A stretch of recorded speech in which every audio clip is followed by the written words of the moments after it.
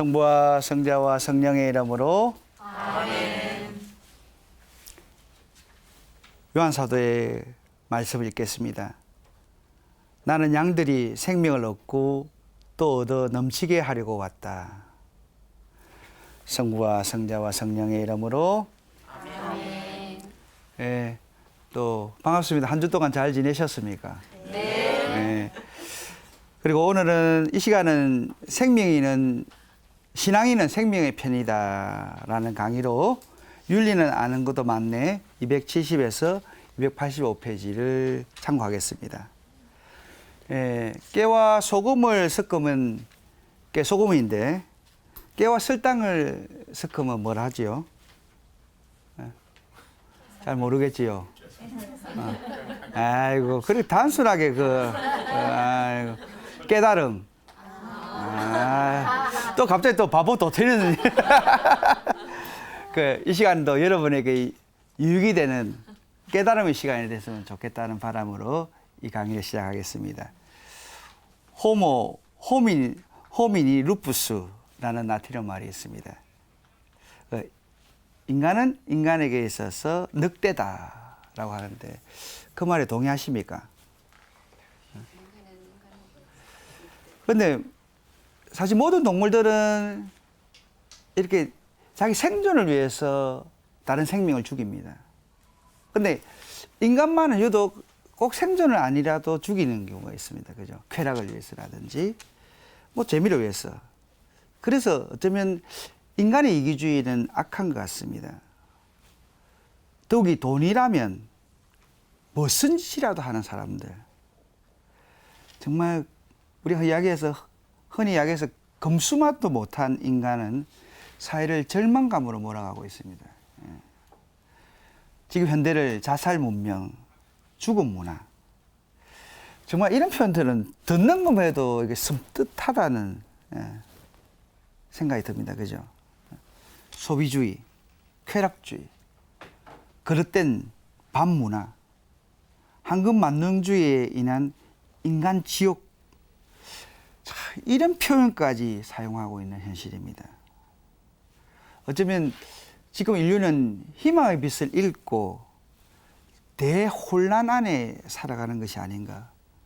그래서 정신적으로도 공황 상태에 있다는 극단적인 진단 앞에서 이 라틴어 격언은 맞는 것 같아요. 사실 생명은 한마디로 정의할 수 없는 수많은 의미를 품고 있습니다.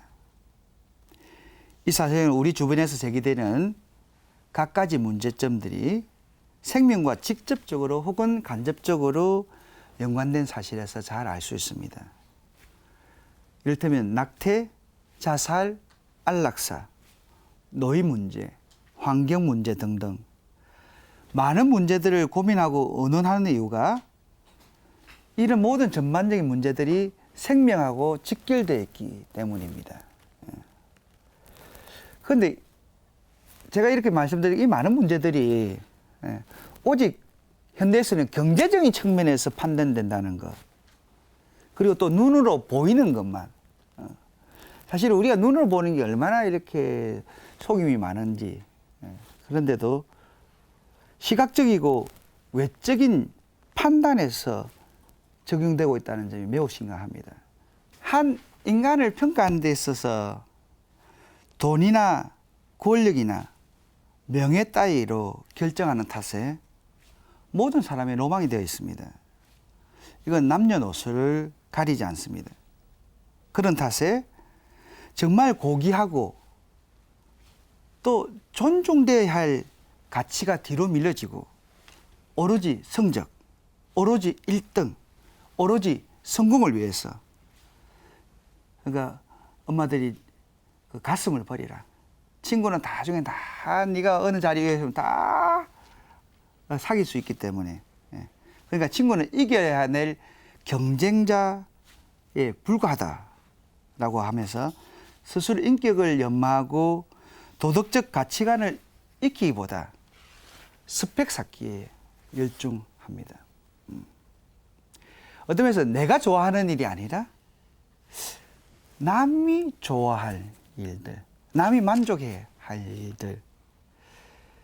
그래 스펙 쌓기에 골몰하는 젊은이들이 너무너무나 많습니다. 받고 싶은 연봉은 있지만 하고 싶은 일은 없다. 정말 열심히 살고 싶지만 무엇을 열심히 해야 될지 모르겠다는 젊은이들이 너무 많습니다. 이 문제지요. 아닙니까? 근데 이게 문제다 이러면 다 문제로 알아듣습니다. 그런데 이 객관적으로 문제는 문제라고 인식하는데 이게 내 남편하고 내 자식한테 딱 이렇게 엮이 되면 그것을 강요하고 닥달하지 않습니까? 정말 생명과 관련돼서 생각해 보시면 낙태. 우리나라는 여전히 묵인되고 있는 낙태에 대한 생각들 어떻게 해석해야 할지 고민입니다. 물론 낙태에 대해서는 또 한 테마를 가지고 심도 있게 다루겠지만 우리나라는 낙태 순위 1위 업적으로 1인당 국민 소득 증가와 사상 유례에 없는 제3세계국의 안에서 인구 억제 정책에 성공했습니다. 이 업적에는 생명 경시 풍조와 태아에 대한 책임없이 부재, 그리고 남아 선호 사상과 낙태 관련 법규가 사문화가 되었고, 여기에 보태서 가장 큰 훈장감은 목숨을 걸고 매진했던 정부의 산하 제한 정책이었습니다. 표창장을 줘야 될 것 같아요. 그런데 실제로 보십시오. 거의 30년 후에 완전히 바뀐다. 그 정책이. 그러니까 30년을 앞을 내다보지 못한 정책을 우리는 하고 있는 거거든요. 그래서 정말 긴 안목으로 바라본다는 것이 정말 쉽지 않은 것입니다. 이 현실이 불려온 심각성은 인구 숫자가 감소하는 현상을 넘어 인간 본질과 생명의 진실을 혼돈하는 결과를 낳게 되었습니다. 피임 방법에 대해서도 무지나 성도덕 문란으로 인한 청소년 성문제, 살아있는 자의 인권이 우선된 현실, 과소비 풍조가 일깨운 태폐문화 확산도 그 결과라 하겠습니다. 또 세계에서 얻음되는 낙태 시술은 가히 표창감이라고 하겠습니다. 이처럼 이렇게 무죄한 어린이들이 확살된 일이 역사상 또 있었는지 우리는 묻지 않을 수가 없습니다. 탈무드에는 생명 하나를 구하는 것이 세상을 구하는 일이다 라는 구절이 있습니다. 정말 새롭게 우리가 우리 가슴에 깊이 새겨야 할 문장이라고 생각합니다.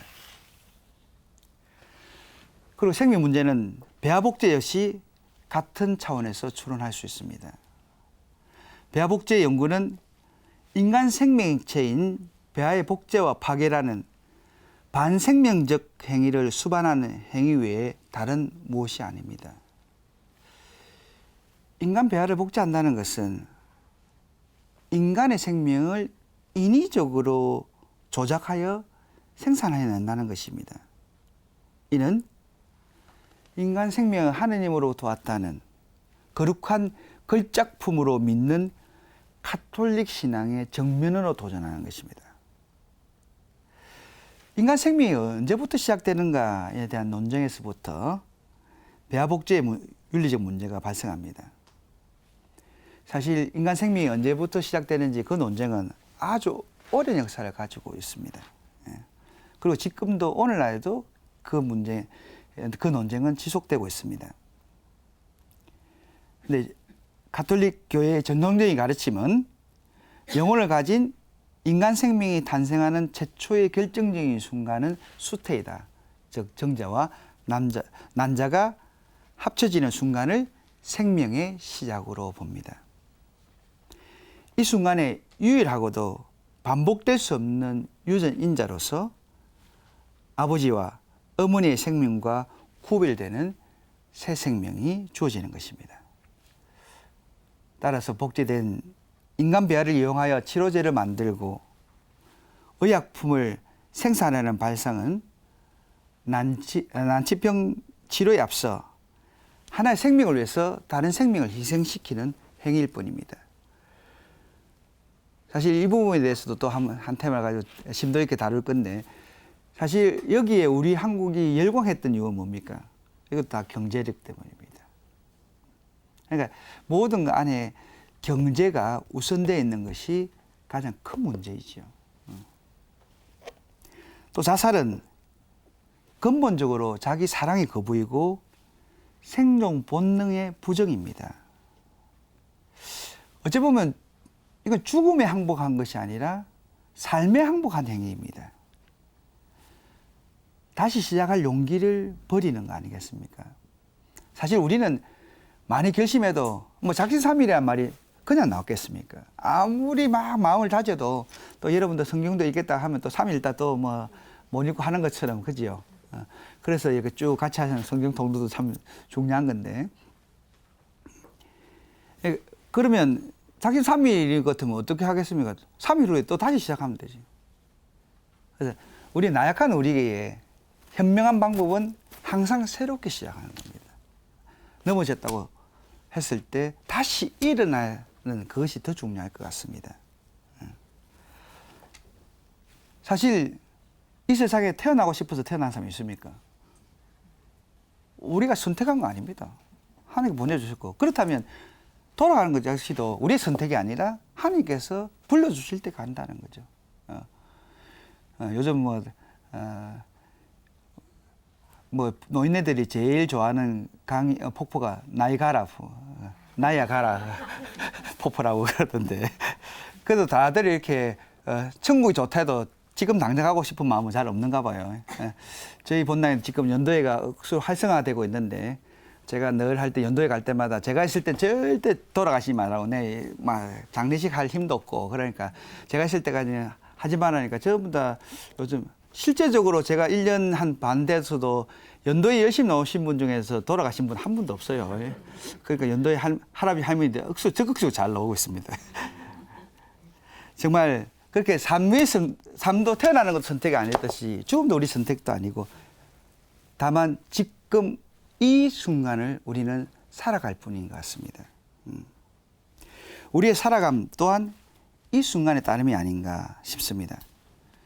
삶이 고통스럽고 슬플지라도, 아무리 어렵다 할지라도 생명을 스스로 끊을 수 없는 이유입니다. 그리고 환자의 고통을 들어주는 것은 의사의 중요한 의무 중에 하나입니다. 하지만 안락한 삶을 실현할 수 없는 생명이며 더 이상 사회적 기여를 기대할 수 없다는 이유로 생명 자체의 가치를 상실한 존재로 인식하여 안락사를 실행한다면 그릇됩니다. 요즘 또 말을 포장해서 존엄사, 안락사는 존엄사 똑같은 말입니다. 경제적 이유로, 사회적 도움이 되지 않다는 이유로, 부담이 되기 싫다는 이유로 죽어야 한다는 것은 공리주의적, 유물론적인 근거입니다. 결국 카톨릭적인 가르침 아닙니다. 하느님 가르침 아닙니다. 이건 하나의 생명 경시 현상이라고 보겠습니다. 요즘 국가 문제로 대두하고 있는 저출산 문제는 반드시 따라가는 것이 노인 문제입니다. 근데 왜 노인이 왜 문제가 되는 か모르겠어요. 이 배아복제 이야기할 때 항상 오래 살기 위해서 아닙니까? 그러니까 내가 사는 것은 괜찮고 남이 사는 게 문제인 거라. 남이 오래 살면 안 돼. 자, 그것만 봐도 나는 참 이기주의인 것 같아요. 어떤 광고문에 보면 아파트에 경로단 들어오는 거 반대하고, 그죠? 노인 시설이나 다른 시설들이 아파트 주위에 오면 반대하는데 그 근본적인 이유가 뭡니까?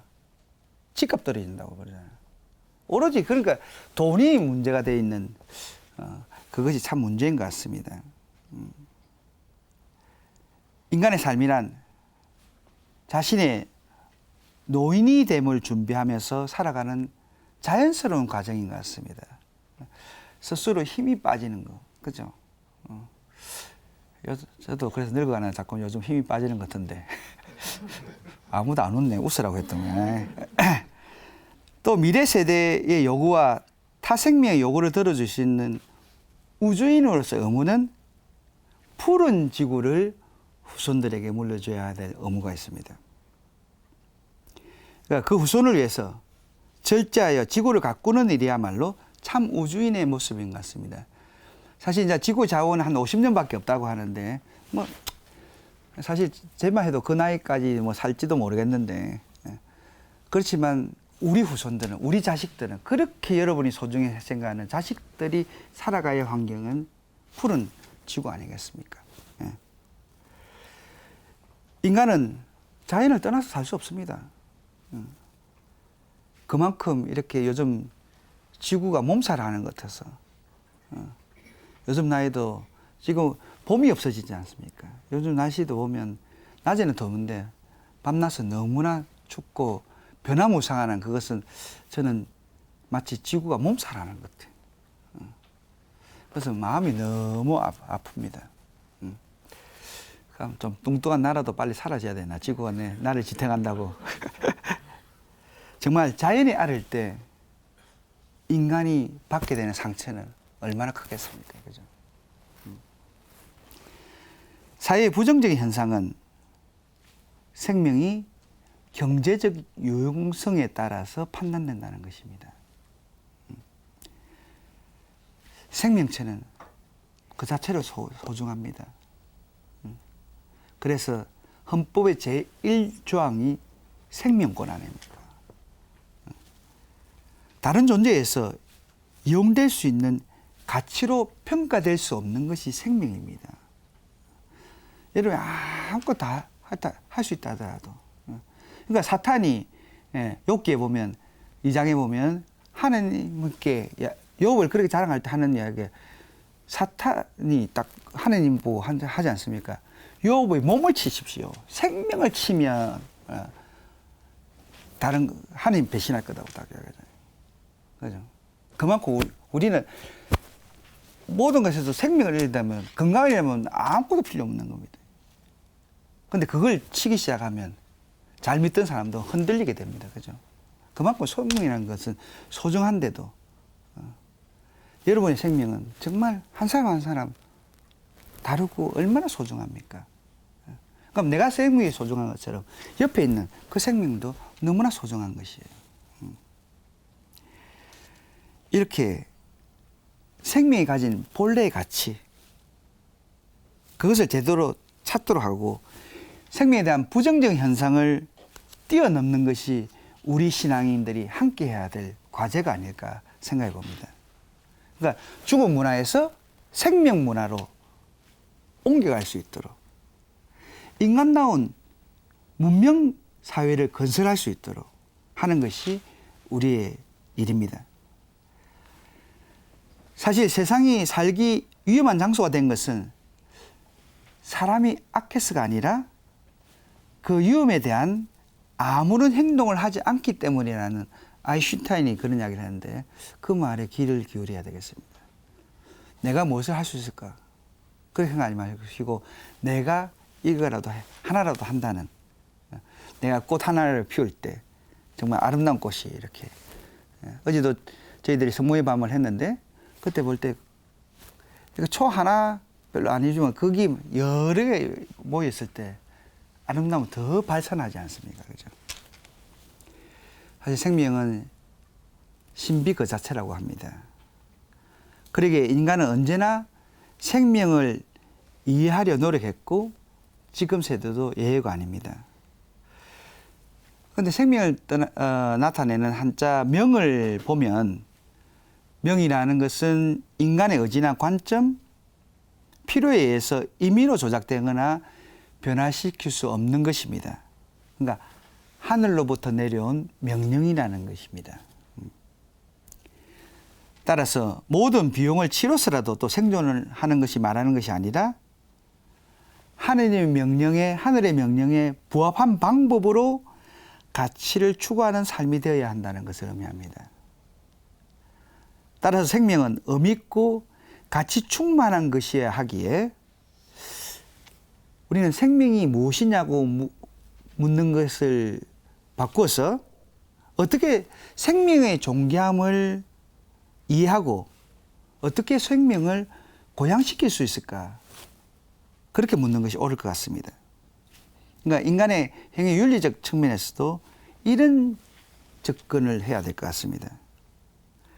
그러니까 행위는 내가 단순히 외부적으로 드러나는 것이 아니라 인간을 어떻게 이해하는가, 그게 중요한 것 같습니다. 그래서 모든 신학의 중심은 인간입니다. 예.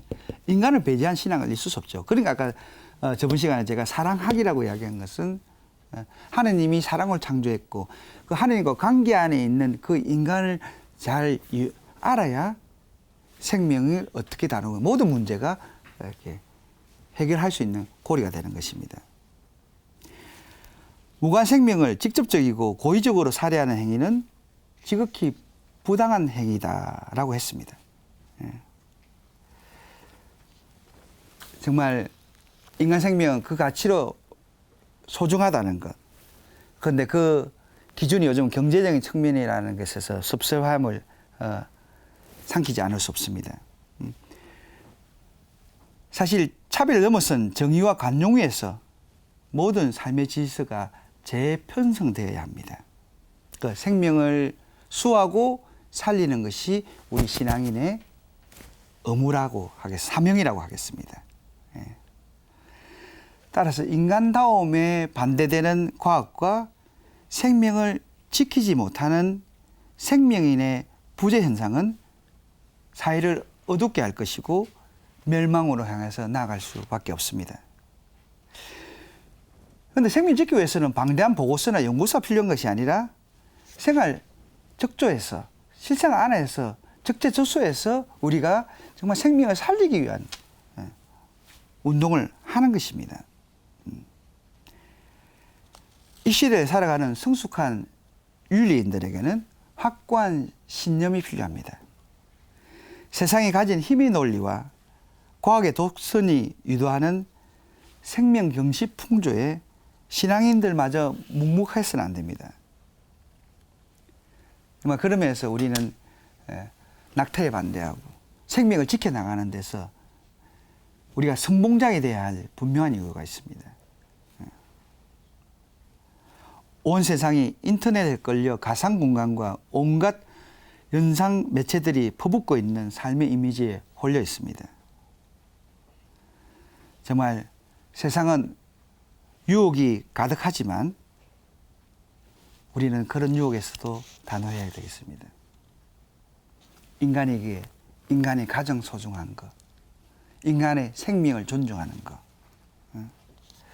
정말 현대에서는 소비 문화가 너무 발전하고 그래서 더 빠른 소비, 더 빠른 폐기, 더 빠른 구매에 충동질 당하고 있습니다. 오직 새 것이라는 하나만으로 먹어라, 입어라, 발라라, 써라 하고 계속 강요당하고 있습니다. 그런데 어느 것 하나 기능도 제대로 익히지도 못하고 또 폐기하고, 저도 스마트폰을 쓰지만 사실 스마트폰 기능 뭐 아는 거 없어요. 받고 전화하고 뭐 그거밖에 못 하지 않습니까? 그래도 시대가 자꾸 바꾸고 나가니까 어쩔 수 없이 바꾸려는 경우가 너무 많습니다. 그런데도 충만함을 느끼기보다 항상 부족함을 느껴요.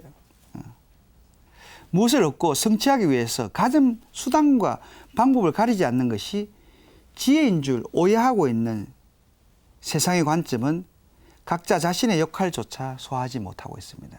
이것을 가장 큰 책임은 지식청, 정치가, 종교인, 학자들의 탓이라고 생각합니다. 그런데 저는 그게 두 가지나 해당되기에 가시방석에 앉아있는 느낌입니다.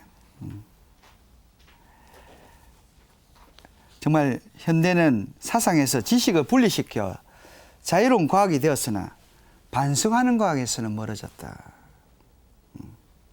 그래서 인간을 도구로 삼는 것이 아니라는 것. 그래서 모든 것이 가능하다는 시장 논리가 펼쳐지면서 더 많은 소비자들을 확보하려는 그것에서 우리는 속아서는 안 되겠습니다. 그러면서 우리는 좀 신앙인들은 심지가 단단해야 되겠습니다. 정말 진리에 비춰봐서 우리 행위를 항상 판단할 줄 아는 것. 그러니까 절대적인 가치, 그러니까 생명, 여기서 비춰봐서 내 행동을 판단해야 되겠습니다.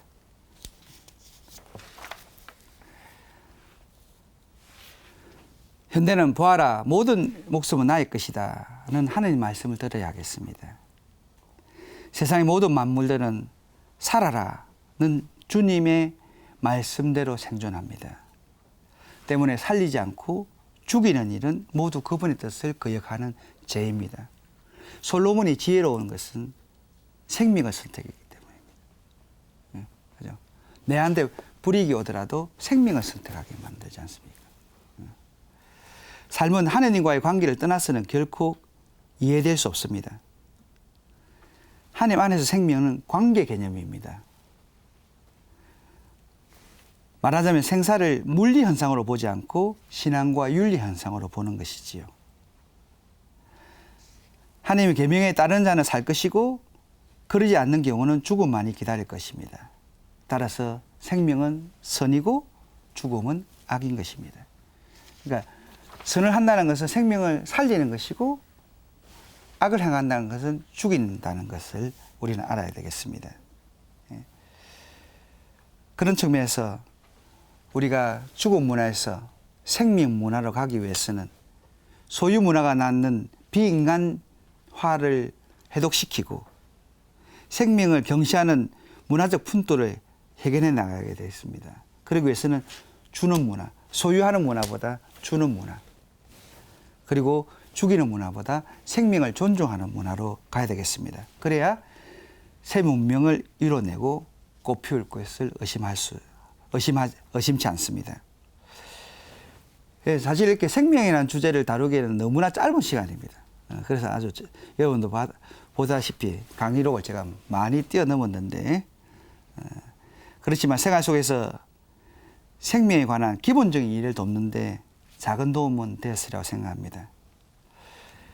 이제 다음 시간에는 하나님께 주신 가장 소중한 생명의 성력인 가정을 살펴보는 것이 순서이지만 그에 앞서서 성에 대한 이야기를 하도록 하겠습니다. 기대해 주시고 많은 관심 가져주시면 좋겠습니다. 예, 마친 기도하겠습니다. 성부와 성자와 성령의 이름으로 세상은 주님을 모릅니다. 주님의 사랑을 모릅니다. 때문에 어둠 속을 헤매고 있습니다. 앓고 있습니다. 당신의 명령을 기억하는 저희 되게 해주십시오. 어둠과의 싸움에서 두려워하지 않도록 저희를 지켜주십시오. 믿음과 사랑으로 당신의 빛을 밝히는 용사가 되게 해주십시오.